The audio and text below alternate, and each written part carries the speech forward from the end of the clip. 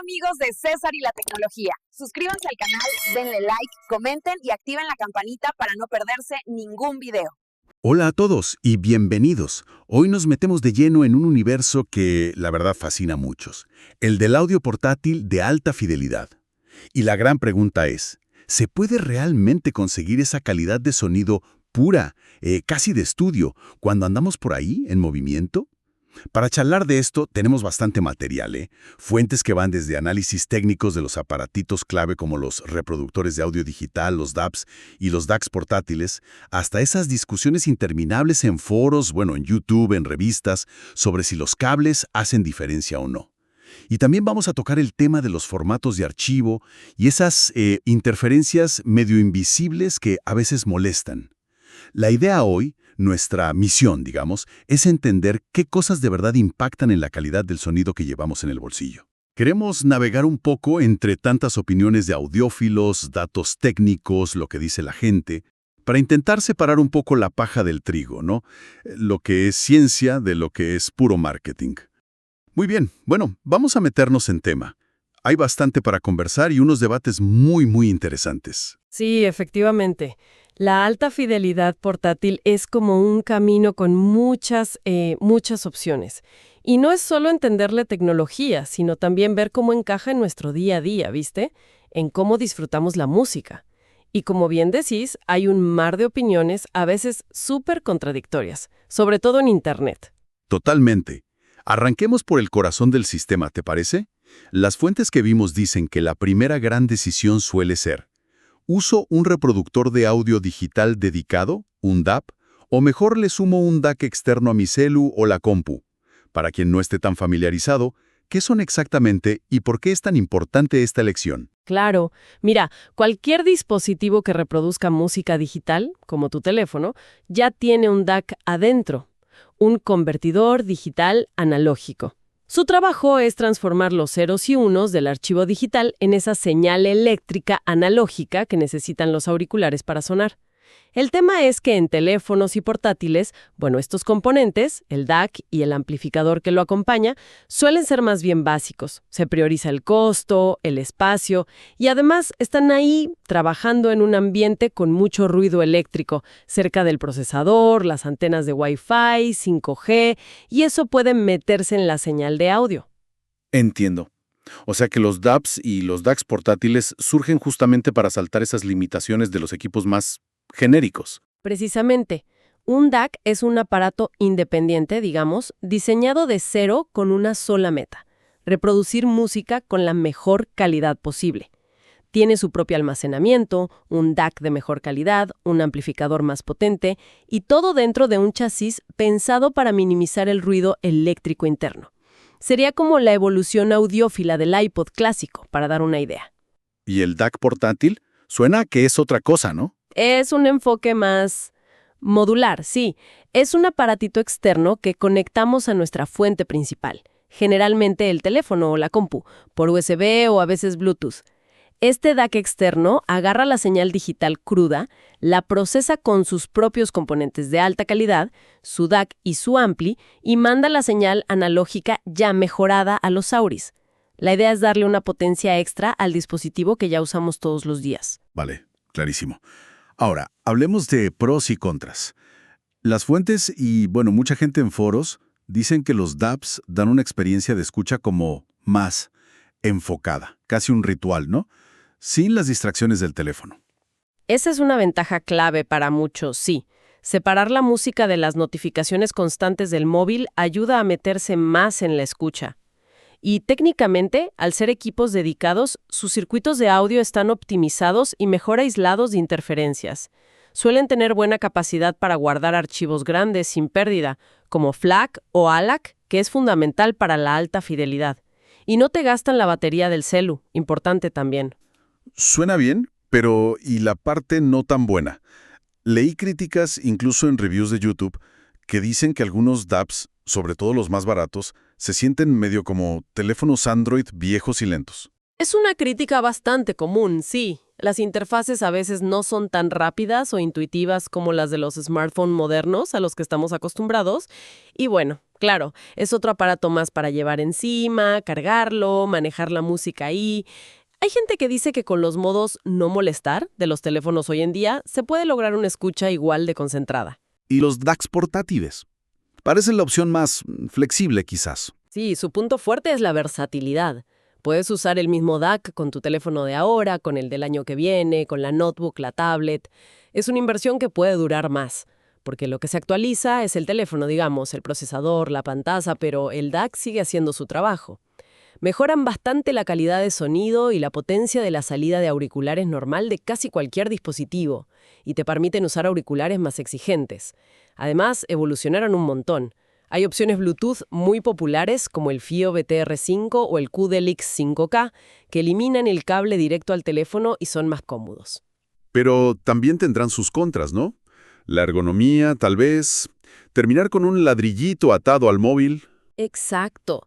Muchas veces terminas con una cajita o un dongle conectado al teléfono con un cable corto y eso en el bolsillo puede ser un poco incómodo. Y un punto importante, consumen batería del dispositivo fuente, del teléfono, por ejemplo. Eso puede ser un limitante para algunos. Entonces, ¿cómo decidir? No parece haber una respuesta única de cuál suena mejor. Efectivamente, la elección muchas veces depende más de la filosofía de uso de cada uno. ¿Buscas un santuario musical dedicado? ¿Desconectarte del todo? El DAB podría ser la opción. ¿Priorizas la versatilidad? Usar servicios de streaming desde el móvil, pero con mejor sonido, y potenciar tu equipo principal. El DAB portátil seguramente encaje mejor. No es tanto una superioridad sonora absoluta, sino que se adapta mejor a los hábitos y necesidades de cada quien. Muy claro.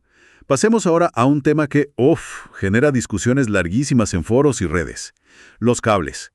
Acá es donde la cosa se pone interesante y a veces hasta polémica, ¿verdad? Hay de todo, desde el que defiende que un cable carísimo cambia el sonido radicalmente, hasta el que dice que es puro efecto placebo o marketing. Es sin duda uno de los debates más polarizantes en el mundo del audio, sí. La ciencia básica nos dice que todo cable tiene propiedades eléctricas, resistencia R, capacitancia C e inductancia L. Estas propiedades pueden, en teoría, afectar la señal eléctrica que llevan. Pero las fuentes que revisamos, las que se basan en mediciones objetivas, son bastante claras al decir que en las longitudes típicas de los cables de auriculares, que suelen ser menos de 1,5 metros, los efectos de estas propiedades RCL son eléctricamente mínimos, muy por debajo de lo que podemos oír. ¿Es así? Correcto. Las mediciones con instrumentos lo confirman. Para cables bien hechos y de longitudes cortas, las diferencias sónicas que se puedan atribuir solo al material conductor, cobre versus plata por ejemplo, o a geometrías raras, son prácticamente inexistentes o inaudibles. Donde sí hay una diferencia técnica real, medible y potencialmente audible, es en cómo se conecta el cable. La diferencia entre una conexión balanceada y una no balanceada, single-ended. Hablemos de eso. El conector de 3.5 milímetros, el que casi todos conocemos, es no balanceado, ¿cierto? Sí, el típico jack de 3.5 milímetros TRS. Usa 3 contactos, canal izquierdo, canal derecho y una conexión a tierra ground, que es común para los dos canales. El punto débil es justamente esa tierra compartida, que puede funcionar como una antena y hacerlo más propenso a captar ruido electromagnético EMI del ambiente. Ese zumbido o siseo que a veces se cuela. Y la conexión balanceada, como las que usan conectores de 4.4 milímetros Pentacon o 2.5 milímetros TRRS, ¿en qué se diferencia? Usa caminos de señal totalmente separados para cada canal, incluyendo sus propios retornos de tierra. Además, envía 2 copias de la señal de audio por cada canal, una normal y otra con la polaridad invertida 180 grados. Cualquier ruido externo, EMI, que se meta en el cable va a afectar igual a las 2 señales. Al llegar al amplificador, la señal invertida se vuelve a invertir y se suma a la original. Esto hace que las señales de audio se refuercen, mientras que el ruido, al estar ahora en fases opuestas, se cancela. Es un principio que se llama rechazo de modo común. Ah, ingenioso. Y se comenta mucho que, además, las salidas balanceadas suelen dar más potencia. Generalmente sí. La propia arquitectura balanceada, al necesitar etapas de amplificación separadas para cada fase de cada canal, suele permitir entregar más voltaje de salida. Eso se traduce en más potencia disponible para los auriculares. Y esto a menudo da un mejor control del diafragma del auricular, sobre todo en partes complejas de la música o a volúmenes altos. Se puede percibir como bajos más firmes, mejor dinámica general.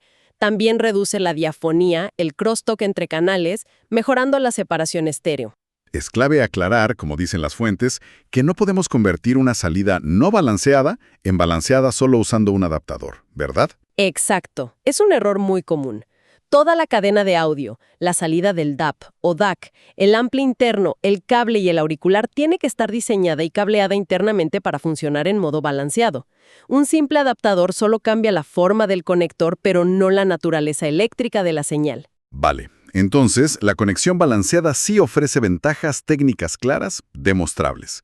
Pero volviendo a los materiales del cable en sí, cobre de alta pureza, OFC, cobre monocristalino, OCC, plata, mezclas exóticas, de verdad no hay diferencias audibles, porque las descripciones de los fabricantes y algunos testimonios en revistas o YouTube son muy vívidas. Hablan de mayor transparencia, agudos más aireados. Y acá volvemos al choque entre mediciones objetivas y percepción subjetiva, ¿viste?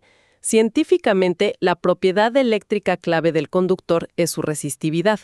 La plata conduce un poquito mejor que el cobre, como un 6% menos resistiva. Pero esa diferencia en las longitudes cortas y corrientes bajas de los cables de Auris es eléctricamente insignificante en términos audibles. Variantes como OFC u OCC buscan minimizar impurezas en el cobre, pero de nuevo, las mejoras medibles en conductividad son minúsculas y no se correlacionan con los cambios sónicos dramáticos que a veces describen. No hay una base física sólida para decir que la plata suena más brillante o cierto cobre más cálido por sí mismo. Y el oro. Vemos conectores bañados en oro por todos lados. Dando la resistencia de contacto y empeorando la conexión. El baño de oro asegura una conexión eléctricamente limpia y fiable a largo plazo. Es un tema de durabilidad y fiabilidad, no de que el oro suene mejor. La plata, aunque conduce más, tiende a opacarse y eso también puede afectar la conexión si no se limpia. Parece que la ciencia es bastante clara, pero el debate sigue ahí, fuerte en la comunidad audiófila. ¿Cómo se explica esa desconexión? Las fuentes hablan de pruebas a doble ciego versus la experiencia personal. Es una mezcla de factores, me parece. Por un lado, las pruebas controladas a doble ciego, con volúmenes bien igualados, muestran consistentemente que la gente no puede diferenciar de forma fiable entre cables competentes, incluso comparando opciones carísimas con cables básicos, siempre que no estén rotos, claro. Desde esa perspectiva objetiva, si un cable altera el sonido, probablemente esté mal diseñado o tenga una impedancia rara, actuando como un ecualizador pasivo. Por otro lado, está la experiencia subjetiva, que se valora mucho en comunidades como HeadFi y que el marketing impulsa. Ahí priman las descripciones sensoriales, escenario sonoro, detalle, musicalidad, y se atribuyen esas cualidades a materiales exóticos, geometrías complejas. A veces se descartan las mediciones diciendo que el oído es más sensible. El efecto placebo y el sesgo de confirmación juegan un papel grande. Si gastamos mucho y esperamos una mejora, es muy probable que la percibamos. Además, nuestra memoria auditiva a corto plazo es limitada, y el simple acto de cambiar cables introduce un tiempo que dificulta comparar bien sin un interruptor instantáneo. Sin embargo, mencionan una excepción donde un cable sí podría tener un efecto medible y quizás audible, especialmente con ciertos auriculares tipo IEM, los In-Ear Monitors. Correcto. Algunos CMs, en particular los que usan múltiples drivers de tipo armadura balanceada, pueden tener una curva de impedancia que varía bastante con la frecuencia. Un cable con una resistencia eléctrica un poquito más alta, aunque siga siendo baja en términos absolutos, puede interactuar con esa impedancia variable del IM y causar cambios pequeños, pero medibles en la respuesta de frecuencia del auricular. Es un fenómeno eléctrico predecible, basado en la interacción entre la impedancia de salida del amplificador, que incluye la resistencia del cable, y la impedancia del auricular. No es magia, es física eléctrica. Entonces, Aunque no deberíamos esperar milagros sónicos de los materiales del cable, hay buenas razones prácticas, para comprar un cable de reemplazo para nuestros auriculares. Absolutamente. Y son razones muy lógicas y tangibles. Primero, durabilidad y fiabilidad. Muchos cables que vienen de fábrica, sobre todo en auriculares de gama media, pueden ser frágiles o fallar fácil. Un cable de reemplazo bien construido puede durar mucho más. Segundo, ergonomía y comodidad.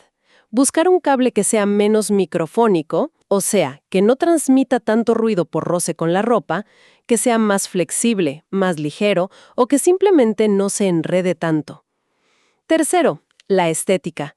Personalizar cómo se ven nuestros auris es totalmente válido. Y cuarto, y quizá lo más común, necesitar una terminación distinta.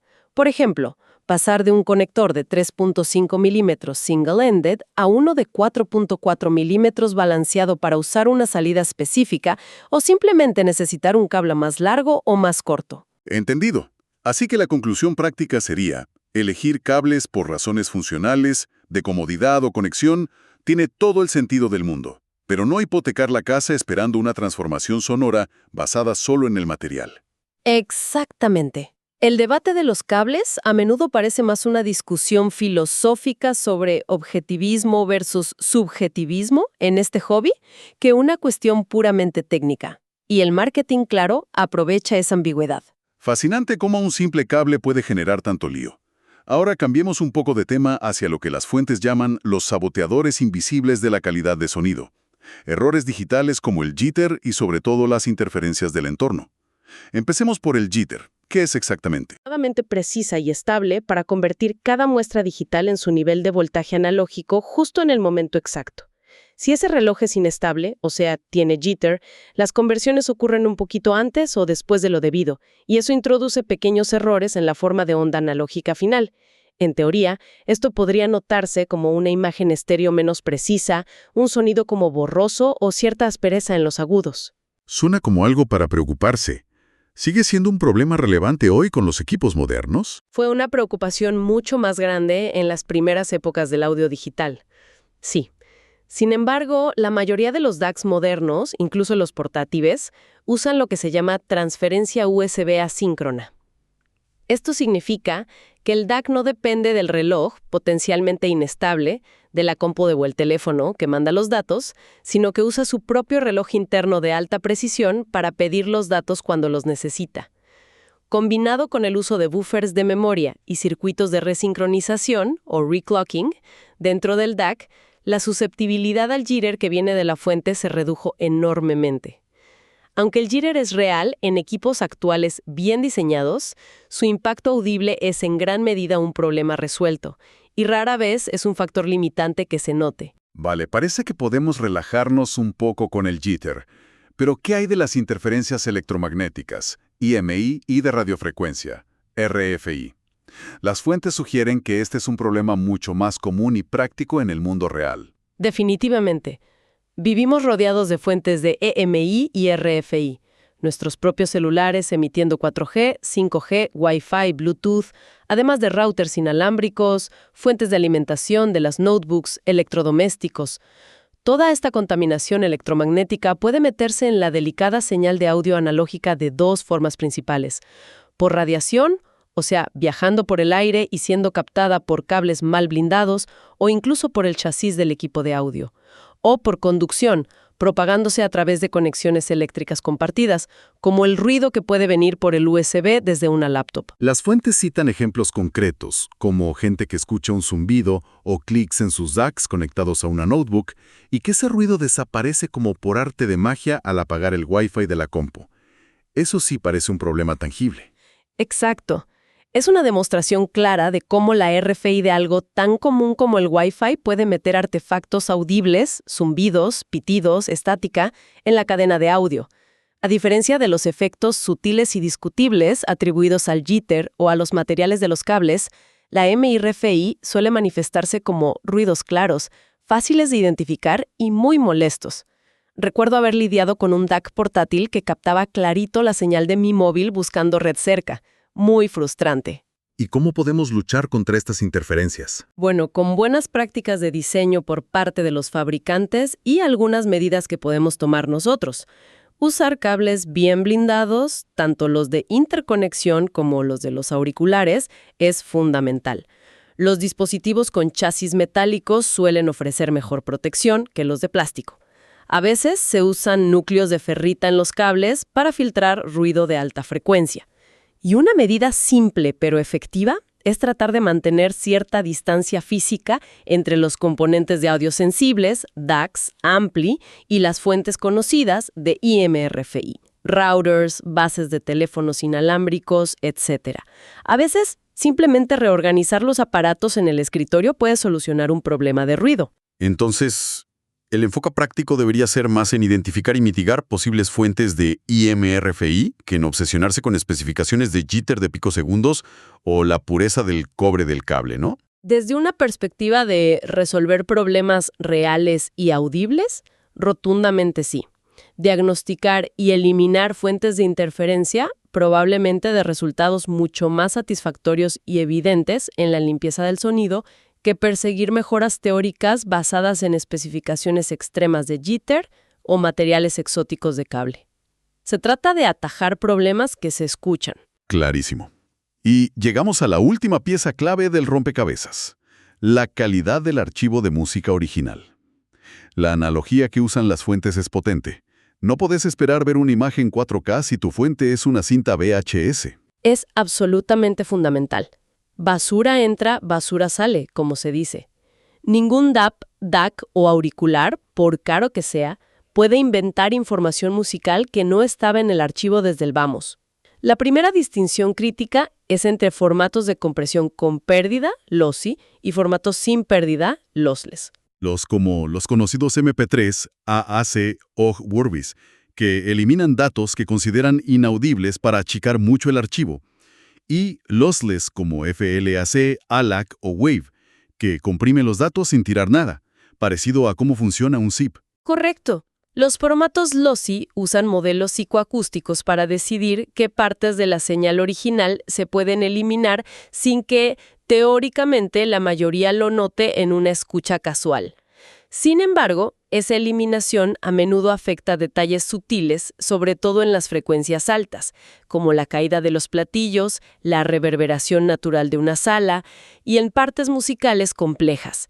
Aunque un MP3 a 320 kilobits por segundo puede sonar sorprendentemente bien para muchos, la información eliminada se perdió para siempre.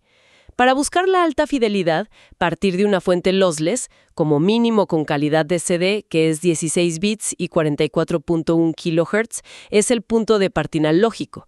Asegura que todo el potencial del hardware que usemos tenga la información original con la que trabajar.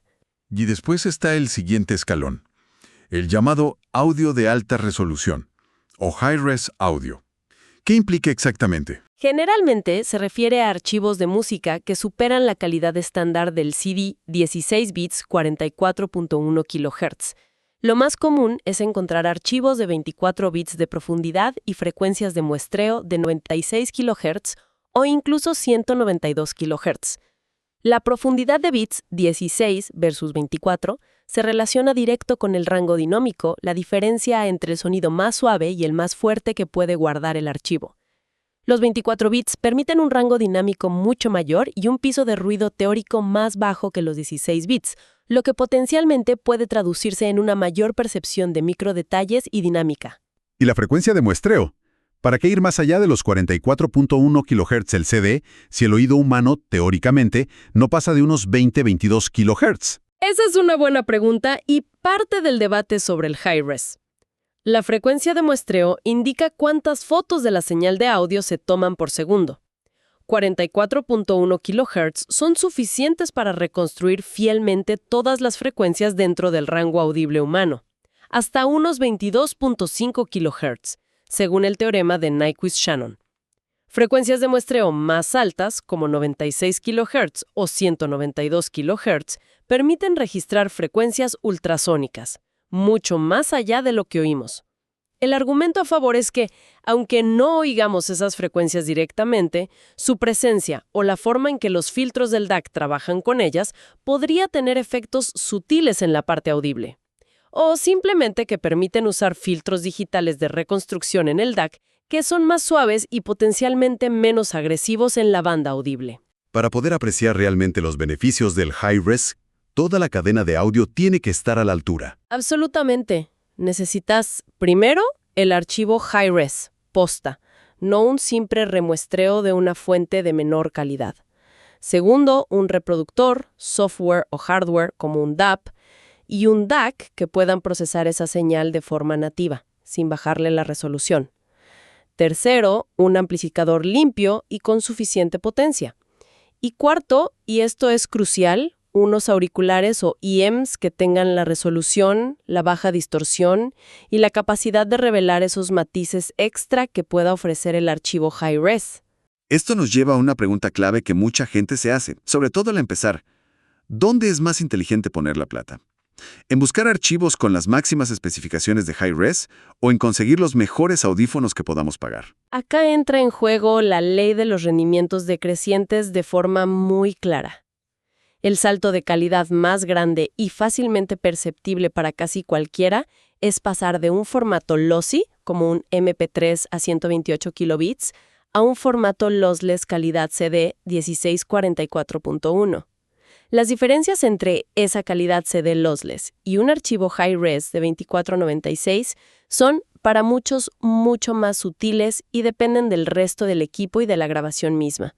Y las diferencias entre 2496 y 24192 son aún más difíciles de notar consistentemente. En cambio, la diferencia en calidad de sonido entre unos auriculares básicos de $20 y unos buenos de 200 o más es generalmente enorme y evidente para cualquiera. Por lo tanto, la estrategia más lógica y eficiente suele ser, primero, asegurarse de tener una fuente de buena calidad, como mínimo archivos lossless en calidad CD. Después, invertir la mayor parte del presupuesto en los mejores auriculares o IEMs que se ajusten a ese presupuesto, ya que el transductor, el auricular en sí, es el componente que tiene el mayor impacto en el sonido final que percibimos. Solo una vez que se tiene un sistema de reproducción bueno y optimizado, fuente, DAC, amp, auriculares, tiene sentido empezar a explorar si la inversión extra en tiempo y dinero para conseguir archivos high-res aporta un beneficio audible significativo para esa persona en particular. Gastar mucho en archivos 24-192 para escucharlos con auriculares medio pelo es como ponerle nafta de competición a un auto común. No va a correr más. Bueno, ¿qué recorrido hicimos? Si tuviéramos que resumir los puntos clave para quien nos escucha.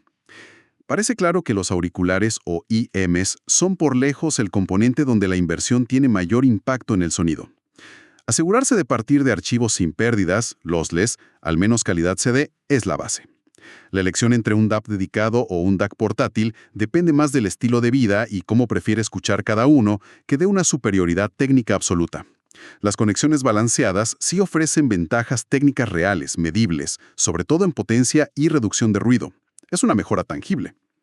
Y los cables.